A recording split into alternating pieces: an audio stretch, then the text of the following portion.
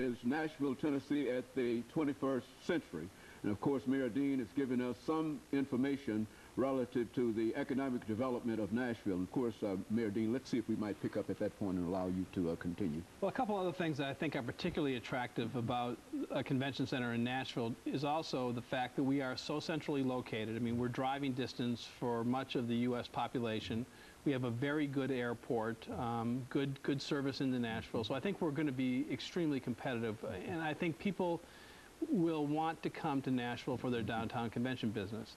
Now, the cost of this is going to be expensive, but I want to assure people that the convention center will be paid for through tourist-related fees and through the hotel-motel tax. It will not come from property tax. The old convention center, which was completed in '87, was entirely paid for. Its bonds paid off for the construction of it and for the addition that was done to it by using hotel-motel tax. So we're using that same model for this one. Very good. And so there's a very positive thing that could come out of something like this, is that? Right. And I think it's important that we, you know, this convention center to me is an investment in ourselves. I mean, periodically a city needs to be confident enough to invest in itself and its economic future. And this is what this convention center represents to me. We're not building a stadium for us to go to games. We're building a convention center to attract visitors, to attract business. And to make a statement, I think, about what a great city we have. You know, Mayor, one of the other areas that is of some concern, because we've had people to come to the show, and they've talked about some of the issues of the homeless population and poverty in Nashville and et cetera, urban poverty and et cetera. What are we doing in reference to, and how does your program fit into reference to dealing with this as an issue? Well, the issue of the homeless is, I mean, it's a moral issue, and it's also an economic issue, and we need to be doing whatever we can do. I mean, there's obvious certain constraints that we have budgetarily at this particular moment, in this particular year, to do some new things. But long term, I think we need to look at getting to the root causes of why people become homeless. And they become homeless for a variety of reasons. I mean, some people will become homeless temporarily because of an economic setback that's temporary and they need help to get back on their feet. Or they could become homeless because of domestic violence is often a cause. But also drug and alcohol issues can be a part of it, and mental health issues. I mean, there has been a lot of deinstitutionalization that has occurred in terms of the state mental health. So we need to be aware of all that and look for solutions with partnering with nonprofits, partnering with the private sector. But it's an issue that's going to be more and more important for us to address. Very good.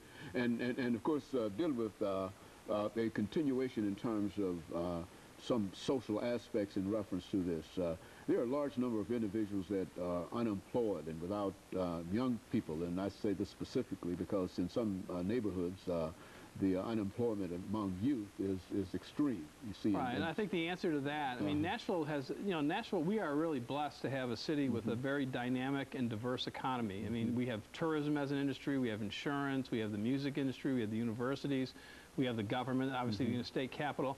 It's a diverse economy.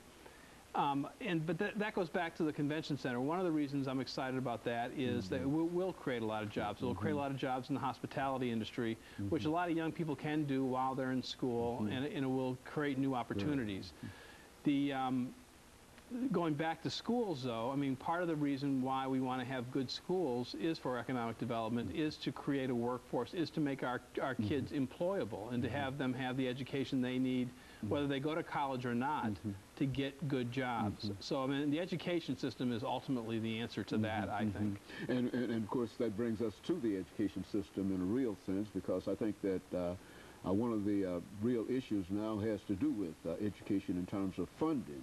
Education in terms of education leadership.